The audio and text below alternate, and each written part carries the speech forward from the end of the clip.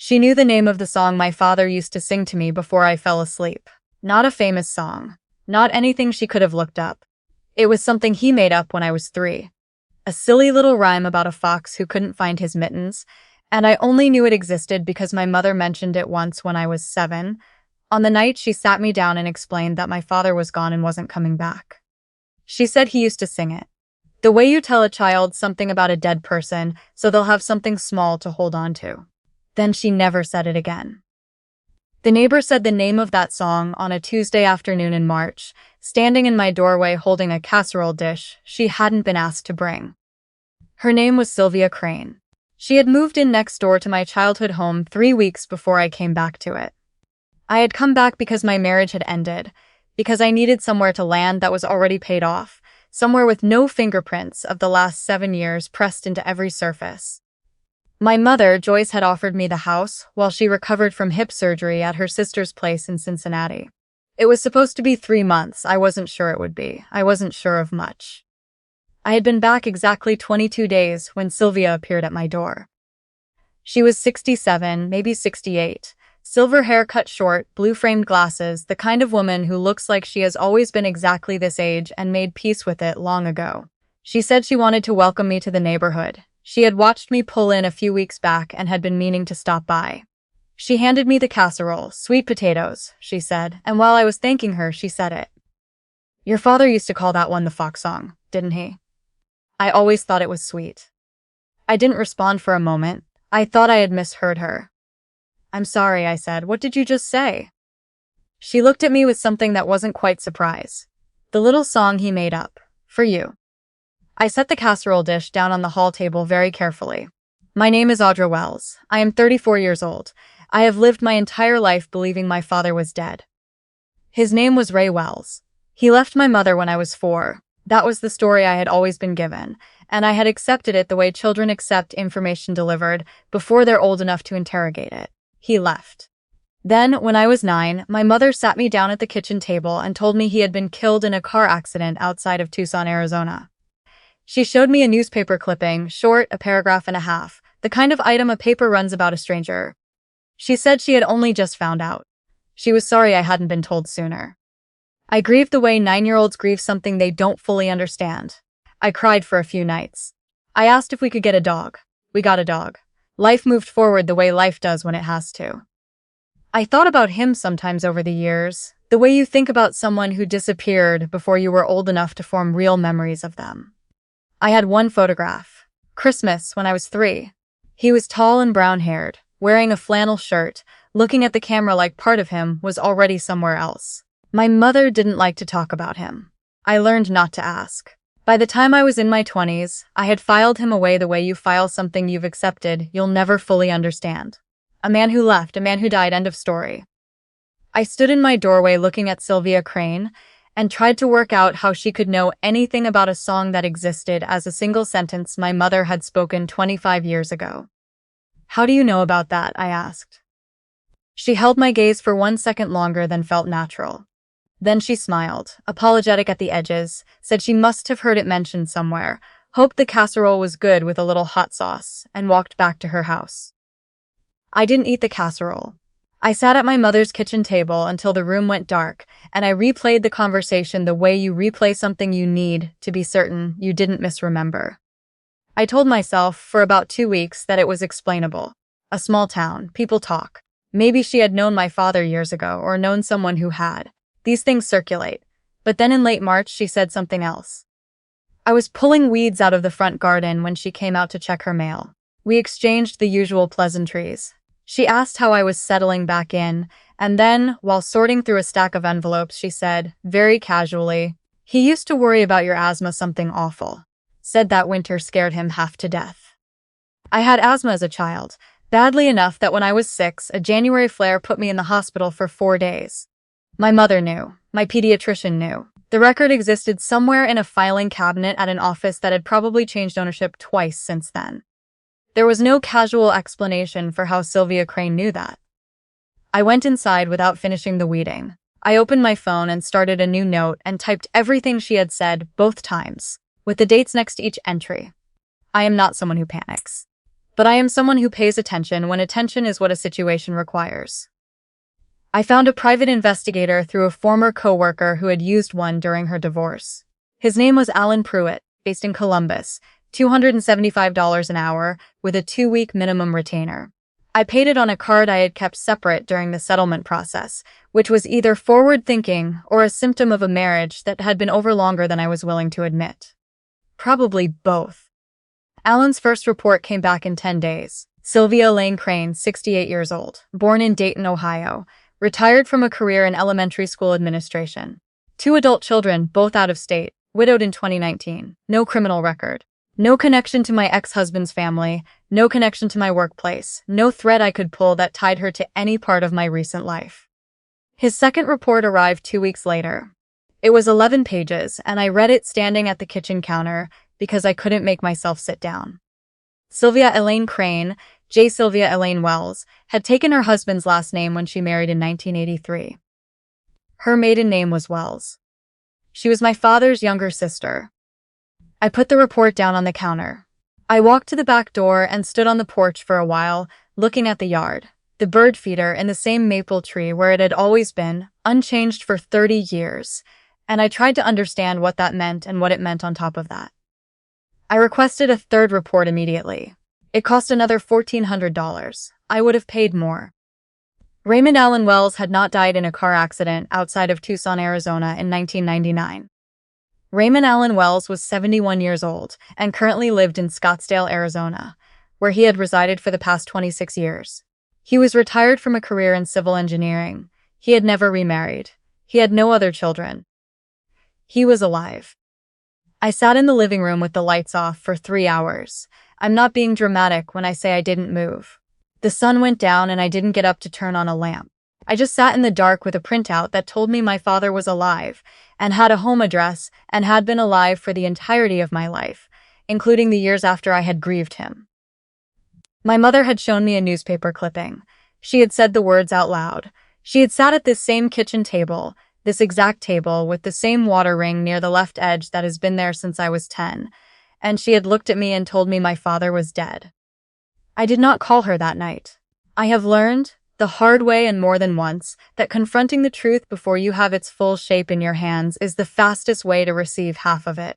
So I waited, and I gathered more, and I did not sleep well, but I stayed patient in the way you stay patient when patience is the only tool left.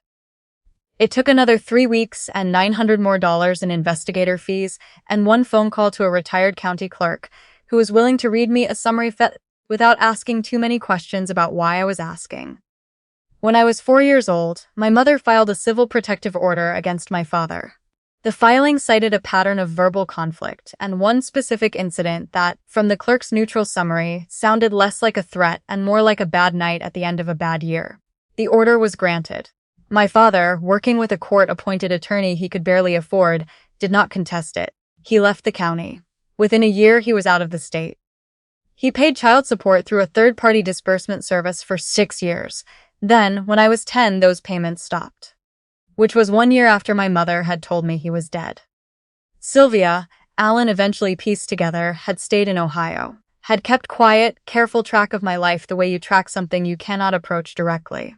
She knew what school I attended. She was there, somewhere in the background when I graduated. She knew about the asthma because my father had told her about it, and he had known about it because someone in this town, a neighbor, a former acquaintance, someone in the chain of information that moves through a small place whether you want it to or not, had eventually passed it back to him. He had been watching from the only distance he knew how to maintain without crossing a line that had been drawn for him.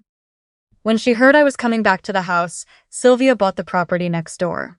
It had sat vacant for over a year. She paid market rate. She moved in and waited for me to arrive. I drove to my mother's sister's house in Cincinnati on a Thursday morning in April without calling ahead.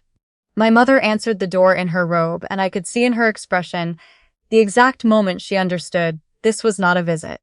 Her sister disappeared into another room without being asked, which told me she knew something of this already, or suspected it, or had been waiting for this visit too. We sat at a table that wasn't ours. I put Alan's report between us. I said, I need you to tell me about the protective order, and I need you to tell me about the newspaper clipping you showed me when I was 9. She looked at the report for a long time without touching it. Her hands were in her lap. My mother is not a woman who falls apart easily. She didn't fall apart now. She pressed her lips together and looked at the window, and then she looked back at me. I was angry, she said. For a very long time I was angry. She told it slowly. The protective order came during the worst of their fighting. There had been real fights, she said. Not physical but loud and corrosive, and frightening enough that she had convinced herself at the time it was the only option. By the time she had calmed down enough to question that decision, he was already gone, and it was easier to leave the situation as it was than to try to unravel it. She had told her family a version of events that cast her as unambiguously correct. She told me the same version when I was old enough to ask. Those versions hardened into the only story she kept. The newspaper clipping was real, she said. A different Ray Wells, in Tucson, the same year. She had found it and she had shown it to me. I asked her whether that had been deliberate. She looked at her hands. I thought it would be easier, she said. You had stopped asking about him. You were 9. I thought it would give you something final. I told her that for 25 years I had believed my father was buried somewhere in Arizona. That I had grieved someone who had been in Scottsdale the entire time, watching the same news cycle I was watching, eating dinner at roughly the same hour I was. That every time I'd listed my family history to a doctor, every time I'd written father deceased on a medical intake form, I had been repeating as lies she handed me at 9 years old and never took back. She didn't argue. She said, I know. There's something harder about that than if she had defended herself. A defense gives you something to press against. Agreement just sits there. I drove home. I sat in the driveway looking at the house across the street, lights on behind the curtains, and I stayed there until I was ready to go inside. Sylvia came to my door 2 days later without being invited. She came without the casserole this time. Without anything in her hands, just herself, standing on the porch like a woman who had rehearsed for a conversation for years and finally arrived at it. I owe you a real explanation, she said, not the kind I've been giving you. I let her in. We sat at the kitchen table. I didn't make coffee, which I think she understood. She told me she had stayed in regular contact with my father all the way through. Told me about the shape of her watching. Not close enough to disrupt anything, just close enough to be able to answer, when he called her on Sunday evenings, the question he had asked every week for over 2 decades. Is she okay? She told me he had tried twice to re-establish contact through legal channels. The first time when I was 12, my mother's attorney had responded with paperwork that made continuing expensive enough and complicated enough that he stepped back. The second time, when I was 19 and legally an adult, he had written me a letter and sent it to the house. My mother had received it. She had not given it to me. There were others, Sylvia said. Not many. He stopped eventually. He didn't want to cause more disruption to your life than he thought he already had. That's what he told himself. Whether it was true or just easier, I don't know. I asked how many letters there had been. She said 4 or 5, she thought. She didn't know what my mother had done with them. But she reached into the bag she'd set by her chair and put a small bundle on the table. 4 envelopes, rubber banded together. The handwriting on each was the same. A slightly cramped, left-leaning print, the kind I had never seen before and recognized immediately as belonging to someone I was made of. He gave me copies, she said, after the second time. He didn't think they'd ever reach you. He wanted someone else to have them. Then I asked her why she had moved in next door, why she had done it the way she did. The casserole, the coded comments, the slow drip of detail. Why she hadn't just knocked on my door the first week and told me the truth. She said she hadn't known how much I knew. She didn't know how much my mother had told me, or how I would respond to a stranger, arriving with a story that upended everything. She had been looking for a way to approach it gently, and instead had only made it strange. She said she knew she had handled it wrong. I told her that whatever grief she carried about my father's situation did not make months of half-truths acceptable. That a difficult message, delivered honestly, is still better than a true thing parceled out in ways that make you feel surveilled. She didn't argue. She said, "You're right." I asked her to leave. She went. She left the 4 letters on the table. I didn't open them for 11 days. Every day I walked past the table and looked at the envelopes and kept moving. I needed to decide when on my own terms, not because the curiosity had worn me down. 11 days felt like the right length of time to arrive at a decision rather than just collapse into one. On a Wednesday evening in May, I made tea and sat down and opened them. The first was dated from when I was 21. The handwriting was careful, like someone who had started over more than once. It began, "I don't expect you to want to hear from me, and I understand completely if you don't." He wrote about the weather in Arizona, about a hiking trail he'd found near his house that had a view he thought was worth the climb. Then at the end, one line that had nothing to do with hiking. "I have thought about you every single day since I last saw you, and I want you to know that leaving was not the same thing as not caring, even if it looked that way from where you were standing." The second was from when I was 26. He wrote about a pedestrian bridge his firm was working on in New Mexico. He wrote about a book he'd read and thought I might like, though he added, in parentheses, that he didn't actually know what kind of books I liked. Toward the end, "I know you don't know me. I know I'm a stranger writing letters you may never see. I'm not writing to ask for anything. I'm writing because not writing feels like pretending you don't exist, and I can't do that." The third was from when I was 29, shorter than the others. "Sylvia tells me you got married. I hope he is good to you. I hope you are happy. That's all I ever really wanted, to be able to say, with some confidence, that you were happy." The fourth was from 3 years ago. The handwriting had gotten a little looser at the edges. He wrote about retiring. He wrote about a garden he was trying to grow in Arizona heat, failing, trying again, accepting that some things just don't take in certain soil. At the bottom, "I'm not going to keep sending these. This one is the last. Not because I've stopped thinking about you, but because it isn't fair to keep reaching towards someone who may not know they're being reached for. If you ever want to find me, I'm not hard to find. If you don't, I understand that too. Either way, I want you to know that you were always loved, even from a distance you couldn't see." I sat at the table after I finished the last one. It had gotten dark while I was reading. Outside, the maple tree was just a shape against the sky. I thought about my father hiking in Arizona, tending a garden that wasn't cooperating, answering Sylvia's Sunday calls, waiting to see if the thing he put in motion would eventually reach me. I called Sylvia the next morning. She picked up on the second ring. I told her I had read the letters. I told her I wasn't ready to forgive the way she had done it, the months of managed information, the feeling of being studied, and that I was saying so plainly because she deserved the direct version rather than a warmth I didn't yet feel. I also told her I understood she had been carrying something heavy for a long time and had been trying, in a clumsy and ultimately unfair way, to put it down. I said I understood those were not the same thing. She said, "They're not. I know they're not." I asked if he still lived at the same address. A brief pause. "As far as I know, we still talk every few weeks." I asked if he knew I had come back to the house. Another pause, quieter. "Yes," she said. I thanked her. I hung up. I didn't call him that day or that week. I needed more time, not out of fear of what he would say, but because I wanted to be able to listen to it properly. Not in the middle of emotions I hadn't finished sorting through. There's a difference between being ready and being brave. I was still working toward both. It took 3 more weeks. I dialed on a Sunday morning in June, sitting on the back porch, coffee going cold in my hand, watching the light come through the maple. Arizona is 2 hours behind Ohio. I called at 10, which made it 8 there. Early but not unreasonable for a man I had every reason to believe did not sleep in. He picked up on the 4th ring. "Hello?" His voice was lower than I'd imagined, slightly rough at the edges, the way voices are in the morning before they've warmed up. I said, "This is Audra." A long pause. Not the pause of someone without words.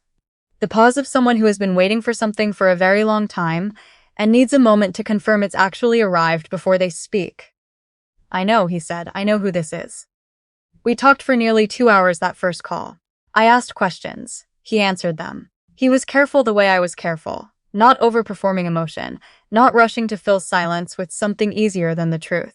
He apologized once, specifically for the years of the legal situation, for accepting the story that distance told him, which was that some things were too broken to fix. He said he had been wrong about that. He did not say it more than once. I told him I didn't know yet what I wanted this to be, that I wasn't ready to give it a word, that I thought he should know I existed in a way that wasn't theoretical anymore, and that was what I could offer right now. He said, "That's more than I expected. That's already more than I was sure I had any right to expect." The Sunday calls continued after that, though not every week.